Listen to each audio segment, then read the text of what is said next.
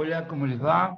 Soy Juan Carlos de Tulain, ya me conocen porque di la charla de presentación y bienvenida a la cátedra. En esta oportunidad les voy a brindar la clase teórica en relación a la primera unidad temática del programa de la asignatura, que se llama esta unidad temática la intervención territorial planificada, parte 1. ¿Por qué parte 1? Porque a los efectos de hacer más amigable nuestra comunicación en estos tiempos de virtualidad, considero que tengo que armar clases con videos cortos, en donde voy transfiriendo los contenidos de la unidad de manera más dosificada. En este sentido, para que ustedes tengan la totalidad de la clase, se compone de 6 ítems. Uno que son los conceptos centrales que voy a dar en este video, en donde voy a tratar de retomar conceptos que han manejado en teorías territoriales el año pasado, pero entendiendo que pueden haber estudiantes que vengan de haber cursado en otra cátedra teorías territoriales, es importante volver a darlos y en el caso de los que ya cursaron con nosotros, reafirmarlos. La segundo ítem, voy a hablar sobre las transformaciones territoriales en relación a un cambio de paradigma que ha introducido la globalización. En el punto 3, voy a desarrollar naturaleza de la planificación territorial. Y en la parte 4, en el videíto 4, voy a hablar sobre los 3 ítems que están abajo, que es planificación territorial, diferentes tipos, el arquitecto y la planificación territorial. Ahí voy a hablar sobre las incumbencias profesionales, que son muy importantes que ustedes las conozcan, y al final una síntesis en que voy a tratar de, en una frase, decir qué se entiende por planificar. En todos los videos van a encontrar esta filmina inicial y la bibliografía de la unidad temática. Lo único que esta filmina irá marcando en blanco el contenido que estoy desarrollando. Bueno, los invito a este desafío de volver a tener que escucharme y arrancamos con la clase. Conceptos centrales. El primer concepto o la primera interrogante que trataremos de responder es ¿qué se entiende por territorio? Bueno, según Reborati, territorio es todo espacio efectivamente apropiado por la sociedad. Es decir, todo aquel espacio apropiado, ya sea físicamente o que tenga algún grado de control. No necesariamente tiene que estar ocupado.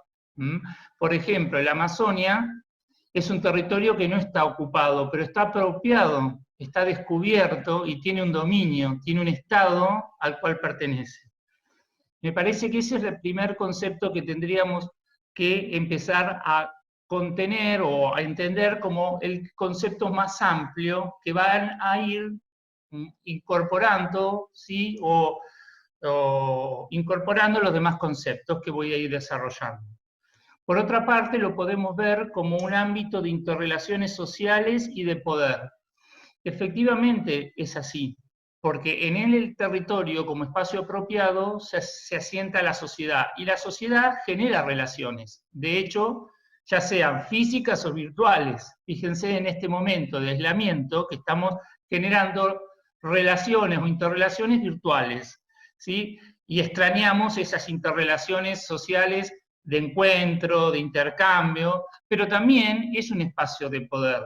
¿Sí? Hay actores sociales que dominan sobre otros, que imponen sus lógicas. Entonces, todos estos conceptos o estas miradas enriquecen y hacen a lo que entendemos por territorio. La siguiente pregunta que podríamos hacernos es ¿qué entendemos por asentamientos humanos? Los asentamientos humanos están conformados por la población, ya sea de naturaleza urbana o rural. ¿Sí? Todo hace a la conformación de los asentamientos urbanos, todo ese tipo de población. Y lo define como el espacio donde desarrolla sus actividades, es decir, todo aquel espacio donde existe población asentada y en ese espacio que deciden asentarse van a desarrollar sus actividades. Esta situación, estos asentamientos humanos, obviamente se desarrollan en los territorios, porque terminan siendo espacios efectivamente apropiados por el hombre. Y es donde desarrollan su existencia apropiándose de ese lugar. Estos asentamientos humanos tienen distintas escalas y características. Pueden ser regiones, pueden conformar espacios urbanos, pueden ser asentamientos rurales, pueden ser periféricos y hasta ciudades, ¿sí? Esto está así definido en la Convención de Vancouver de 1976. De hecho, fíjense que acá, en esta filmina, esta definición de asentamientos humanos la he ido graficando, mostrando con distintos espacios o territorios, o distintos tipos de asentamientos. Ahora bien, ¿qué procesos intervienen en su organización y configuración? Es decir, ¿qué procesos intervienen en la organización y configuración de esos asentamientos humanos? De distintas naturalezas, como vimos. Bueno, en principio existen procesos estructurantes, ¿sí? ¿A qué llamamos procesos estructurantes? Son aquellos procesos que definen el rasgo de un asentamiento, sea de la naturaleza que sea, una región, una ciudad, un sector urbano, un área rural.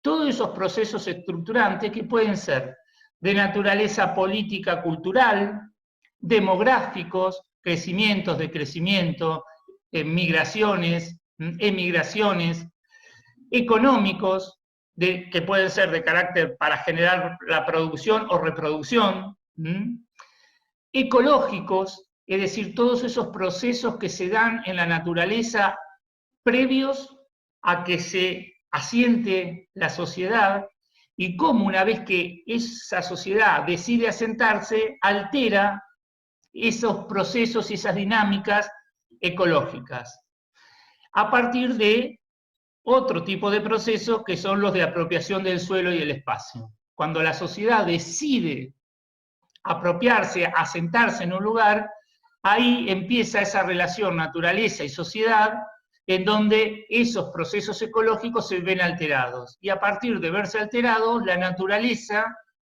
se manifiesta. Por ejemplo, ¿a través de qué? Por ejemplo, a partir de los efectos que se están generando a partir del cambio climático. Ahora bien, ¿qué procesos intervienen en la organización? Estos pueden ser a partir de procesos que reproducen situaciones que vuelven a repetir, o productos de acciones de ordenamiento y planificación. Y en relación a la configuración, ¿qué entendemos en relación a la configuración? La configuración es aquellas instalaciones que genera el hombre o la sociedad cuando se asienta. Es toda la materialidad, es todo lo físico, es todo aquello físico que deja el hombre, que construye para poder realizar y desarrollar su vida. Es decir, que son las formas espaciales de los asentamientos humanos articulados con el medio natural. Acá estaría qué entendemos por configuración. La relación entre organización y configuración es muy directa. La organización, a partir de decidirse, instalarse la sociedad en un lugar, determina su materialidad, de acuerdo al medio natural y a las características de ese asentamiento, arma una configuración. Ahora bien, ¿qué tipos de configuraciones tenemos? ¿Qué tipos de asentamientos humanos tenemos? Pueden ser rurales, pueden ser urbanas o urbanos. Estos dos son los más característicos porque son lo opuesto. Estos tienen mucha materialidad física construida y esto es muy poco construido y predomina el vacío, ¿sí? Las extensiones. Ahora bien, también están las zonas periurbanas. Por ejemplo, en el caso de La Plata, sectores por fuera del casco. Estos sectores, ¿qué tienen las configuraciones periurbanas? Como ustedes ven, aparecen asentamientos de tipo urbano con otros vacíos, intercalados, que van teniendo otro tipo de producción, generalmente agrícola, ganadera. Entonces se van generando como un mosaico, ¿sí?, de distinta naturaleza, como patchwork entre lo urbano y lo rural. Son territorios más difusos, más inentendibles, ¿no?, porque aparecen como falta de referencia, ¿sí? Bueno, esos son los territorios periurbanos, generalmente les faltan estructuración, puntos de referencia. También tenemos otro tipo de configuraciones, como dije a la presentación de la clase, que se abordan en Planificación Territorial 2, que son los regionales. En este caso, tenemos la región metropolitana de Buenos Aires, ¿sí? Acá está Ensenada, Berisso, La Plata, y acá estarían los 40 municipios al que hacía referencia yo en el video anterior, y la ciudad de Buenos Aires. Pero también aparecen otros territorios, ¿sí?, como puede ser Colonia y toda la costa uruguaya, o la zona del Delta. Esto podría armar como la región de la cuenca del Plata, por ejemplo, que incluye los asentamientos que van sobre la costa de Montevideo, de Uruguay, y el Delta del Plata. Bien. ¿Y qué entendemos por planificación física? ¿Cuál es su rol? ¿Para qué sirve? Bueno, la planificación física colabora en la organización y configuración del mundo material de determinada sociedad, especialmente en lo que denominamos los asentamientos humanos. Es decir, trata de organizar, ¿sí?, de configurarlos de la mejor manera posible para lograr una adecuada apropiación del medio natural tendiente a mejorar la calidad de vida de los habitantes o de la sociedad que se ha asentado en ese territorio. Bien, ¿qué entendemos por este otro concepto de gestión? ¿Sí? Porque para que la planificación física se lleve a cabo, necesitamos de la gestión. Por gestión entendemos al conjunto de actividades desarrolladas para el cumplimiento de un objetivo o conjunto de objetivos. Vamos a entender o a explicar un poco más esta definición. Conjunto de actividades que van a llevar a cabo el Estado, la población, si es convocada a la participación ciudadana, y la sociedad civil organizada, ONG o determinados actores de cierto poder o de cierta relevancia. Estos tres actores, de manera articulada, sería lo deseable, establecen actividades para el cumplimiento de objetivos o conjunto de objetivos. Es decir, por un lado establecen actividades, ¿sí? Está bien, establecer un conjunto de actividades puede ser políticas. ¿Qué políticas en relación a la salud, a la educación, en este caso en relación a la epidemia, pandemia que estamos sufriendo? ¿Sí? Ahora esas políticas no solamente están ejecutadas o pensadas desde actores, sino que necesitan instrumentos para poder llevar a cabo. ¿Qué es lo que muestra este otro gráfico? Que hay distintos instrumentos, aparte de actores, para poder llevar a cabo esas políticas o conjuntos de actividades en función del cumplimiento de un objetivo. Bueno, espero que este concepto de gestión lo haya podido explicar de manera clara. El otro concepto que me interesa también que nos quede claro en la introducción de esta asignatura es qué entendemos por desarrollo. Van a ver que se habla mucho de modelo de desarrollo, que van a empezar a leerlo en la bibliografía ahora y que van a profundizar sobre este concepto en Planificación Territorial 2.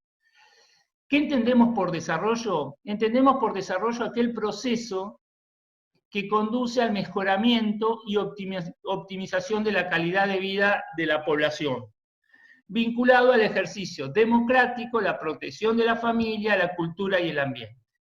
¿Por qué hablamos de proceso? Cuando hablamos de proceso, decimos que no es algo instantáneo, que se desarrolla en el tiempo. Y en este caso se logra desarrollo cuando hay mejoramiento y optimización de calidad de vida.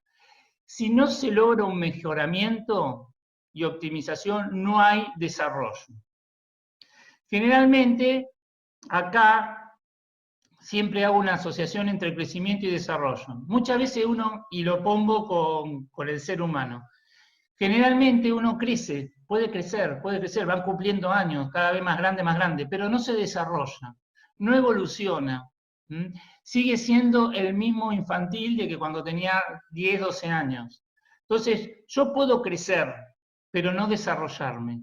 Es decir, no mejoro y optimizo en este caso la calidad de vida de la población. En el caso que le decía entre crecimiento y desarrollo del ser humano, bueno, pero no evoluciona, no madura, no crece, no aprende de los errores, en definitiva, el desarrollo implica una evolución, implica un mejoramiento y una optimización de un estado anterior. En este caso, por ejemplo, fíjense en este gráfico que les estoy mostrando, la calidad de vida en la relación entre lo económico y lo ambiental, tenemos que ver qué producción ecológica, cómo se da, de qué manera esa producción ecológica se aporta o no a la calidad de vida, mejora o no. Por ejemplo, si el desarrollo agrícola se produce a partir de agroquímicos que fumigan en las zonas rurales, y hay una escuela y hay un asentamiento, evidentemente el desarrollo no va a ser apropiado. Y si esos productos afectan la dinámica ecológica, tampoco van a aportar a la calidad de vida. Acá, por ejemplo, entre la relación entre la sociedad y el ambiente, es importante la conciencia ambiental que pueda tener esta sociedad en relación a la apropiación de esa ecología, de ese ambiente. Y la relación entre economía y sociedad nos va a permitir, en función al grado de desarrollo económico que tenga, definir el nivel de vida que pueda tener esta sociedad.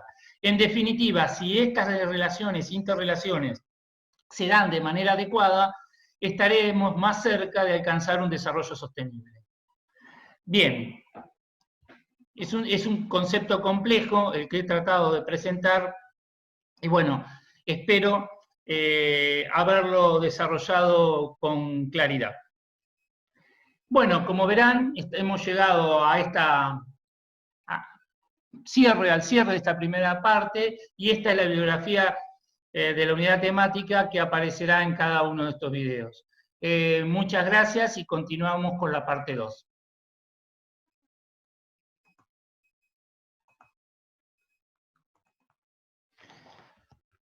Hola, ¿cómo les va? Bueno, vamos a seguir con la parte 2 de la clase teórica de la unidad temática 1, denominada la intervención territorial planificada. En este momento, en esta parte, voy a desarrollar las transformaciones territoriales y cambio de paradigmas. Bueno, en este sentido, a partir del proceso de globalización y mundialización, aparecen nuevos escenarios urbanos y regionales. Proceso de globalización y mundialización, que para algunos autores los usan indistintamente y para otros marcan diferencia entre el concepto de globalización y mundialización. Para algunos globalización implica todo el proceso que han abierto el desarrollo de las tecnologías informacionales para vincular a las personas en distintos lugares del mundo y poder generar todo un sistema de comando y control de la economía a partir de redes. Y sería esta imagen, por ejemplo, ¿no? Y la mundialización está, por ejemplo, para Chesnay, centrada fundamentalmente en la cuestión de la economía, ¿sí? Como que las economías dejaron de ser economías cerradas, sino que aparece un nuevo espacio económico mundial que se desarrolla a nivel mundo.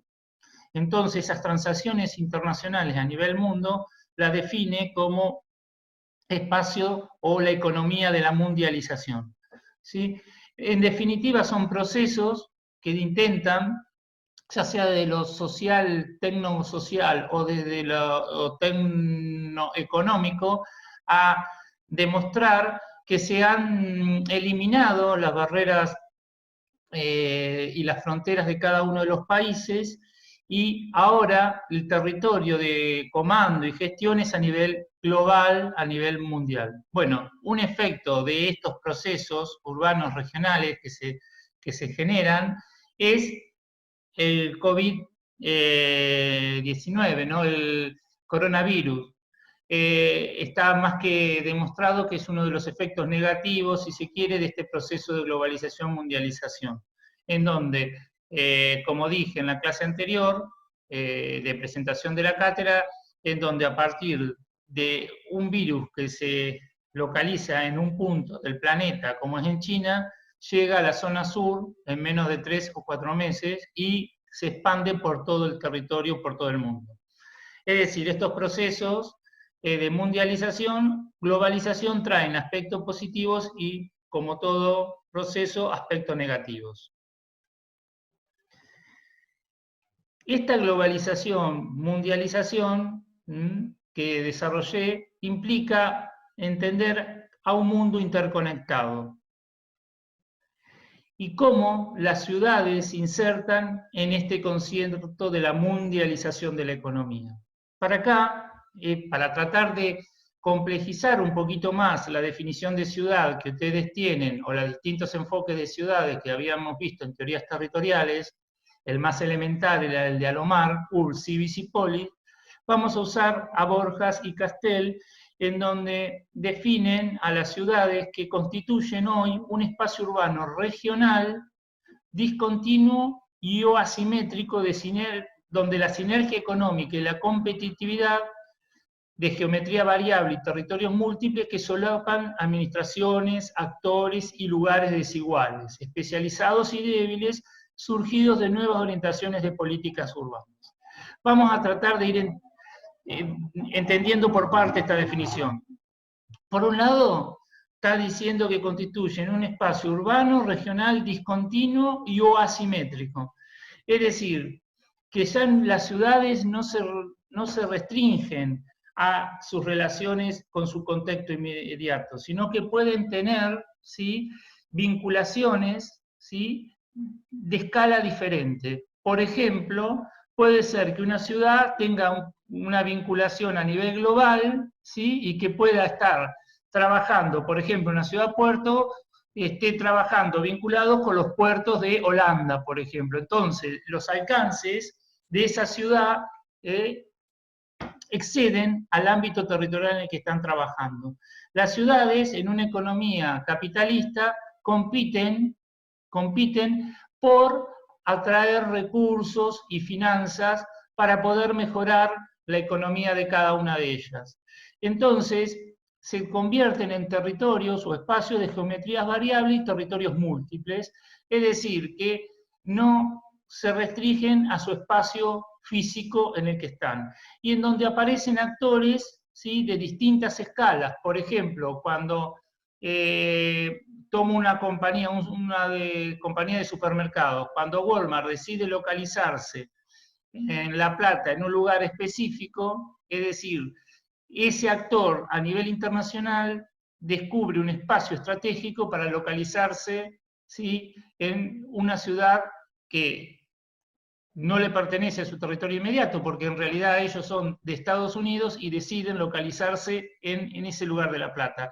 Es decir, aparecen actores de distintas jerarquías, ¿sí?, de distintos lugares, de distintos rangos, y también las ciudades se comportan como espacios de lugares desiguales.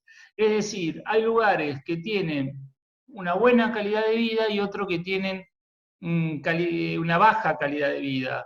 Recordemos que la informalidad, la pobreza, en nuestro país está alcanzando el 35%, que tenemos el 50% de niños por debajo del nivel de la pobreza, con lo cual estas ciudades son o constituyen espacios desiguales, surgidos de nuevas orientaciones de políticas urbanas. ¿Qué quiero decir con esto? Que aparecen políticas vinculadas con la apertura, la externalización, todo en el marco de una política capitalista que de acuerdo a la orientación del gobierno será de mayor implementación neoliberal o de mayor presencia del Estado. Ahora bien, en definitiva, estas ciudades conforman una nueva forma de organización espacial urbana a escala ciudad.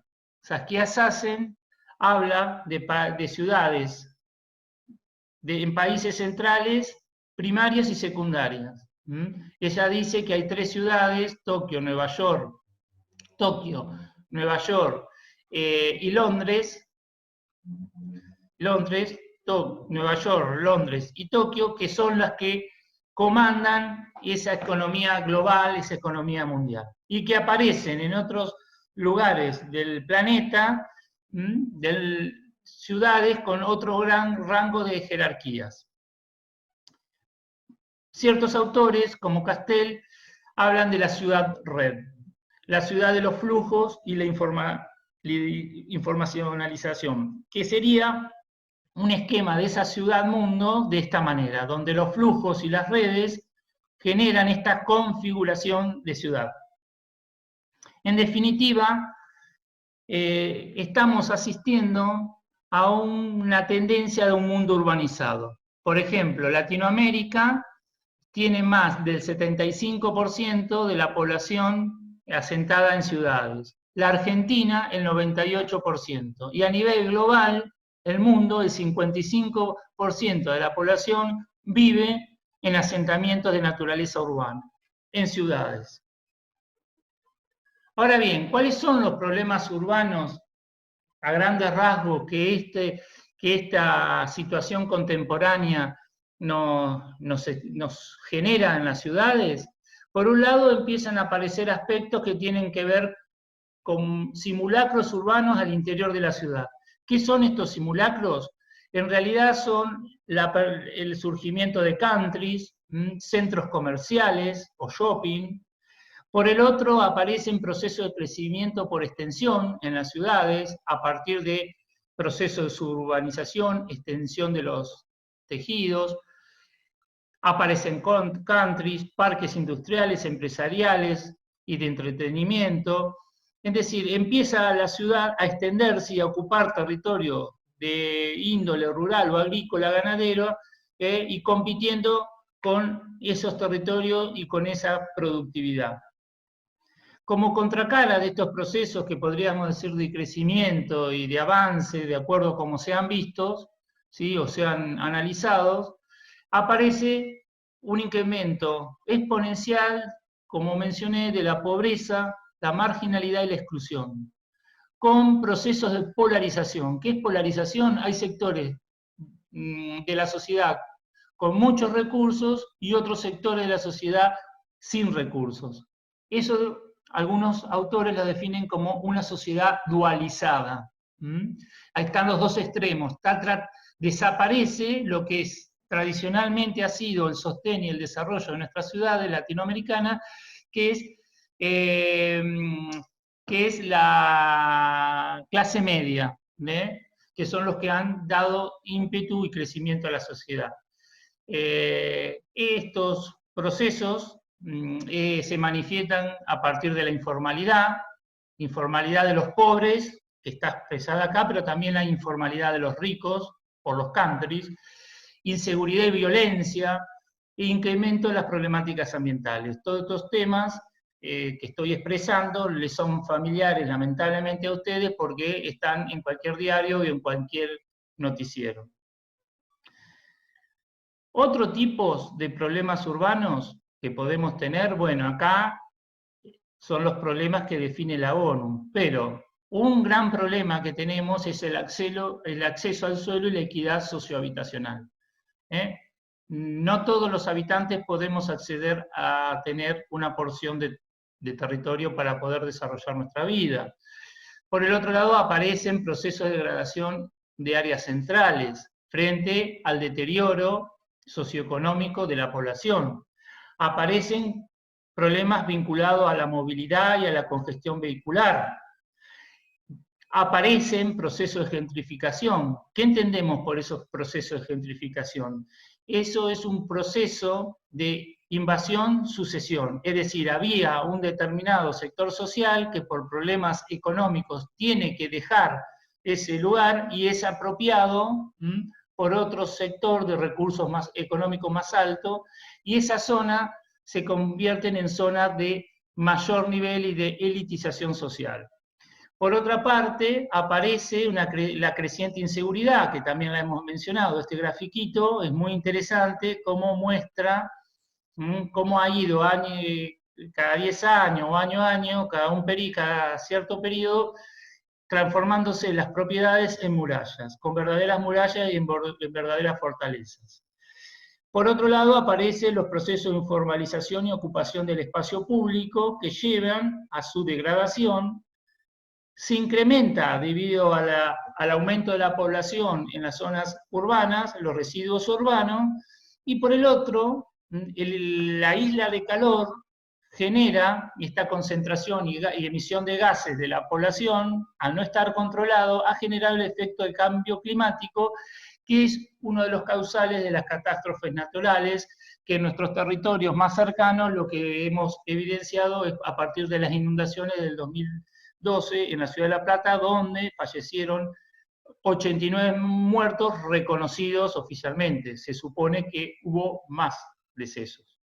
En definitiva, ¿cuáles son los problemas más importantes? ¿Cómo los podríamos sintetizar?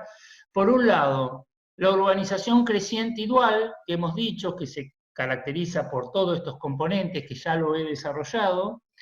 Aparecen nuevos procesos de ruralidad, que ya lo hemos hablado también, de cómo se produce, de qué manera aparecen, por ejemplo, en la ciudad de La Plata se cambia la modalidad de la agricultura extensiva a cielo abierto por intensiva y bajo cubiertas de plástico que hace que se impermeabilicen gran parte de los territorios, ¿sí? O aparecen los agroquímicos para mejorar la fertilización y atacar las plagas y que contaminan no solamente la producción, sino la población que está asentada en las zonas inmediatas.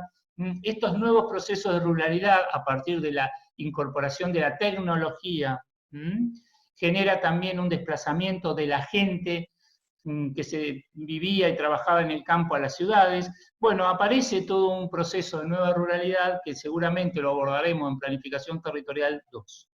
Y, en definitiva, una alta degradación ambiental. Eso no queda duda en estas imágenes, que son recurrentes seguramente por ustedes vistas. Ahora bien, ¿desde qué paradigma nos posicionamos para abordar estos problemas que estamos viendo, que estamos transitando?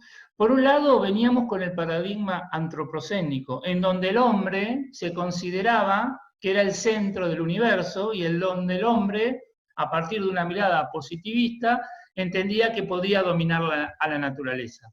Ahora está claro que la naturaleza no puede ser dominada por el hombre.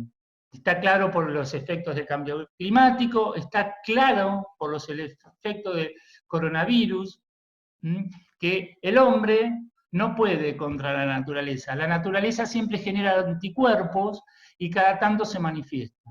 Por eso debemos mirar estos problemas urbanos desde un paradigma ambiental, en donde naturaleza y sociedad trabajen de manera armónica, se relacionen de manera armónica y articulada.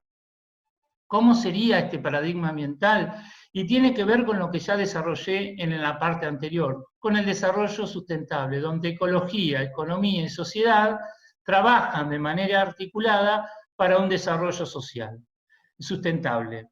Es decir, el desarrollo económico y social, estos dos elementos, que permite hacer frente a las necesidades del presente sin poner en peligro la capacidad de las futuras generaciones para satisfacer sus propias necesidades. Este es el concepto que el informe Brundtland de 1987 define como desarrollo sustentable, que ya lo habíamos visto de una manera más profunda en la parte anterior. El mejor proceso de desarrollo, entonces, será aquel que permita mejorar las condiciones de vida y, por lo tanto, elevar la calidad de vida de las personas, sin alterar la naturaleza o la ecología del lugar. Para cerrar la clase, dejo esta filmina en donde están los 17 objetivos para transformar nuestro mundo, objetivos de desarrollo sostenible que ha enunciado recientemente la ONU. Como verán, atacan, o más que atacar, abordan distintos aspectos que hacen a la vida de la sociedad. Son 17 objetivos que, abordándolo de manera individual pero articuladamente, llevarían a lograr un desarrollo sustentable. Bueno, esta es la bibliografía, como siempre les digo, como en la parte anterior, de la unidad temática sobre la cual he ido preparando esta parte de la clase. Gracias por su atención, y algo que no dije en el video anterior: quédate en casa por vos, por el otro y por tu sentido de responsabilidad social. Muchas gracias.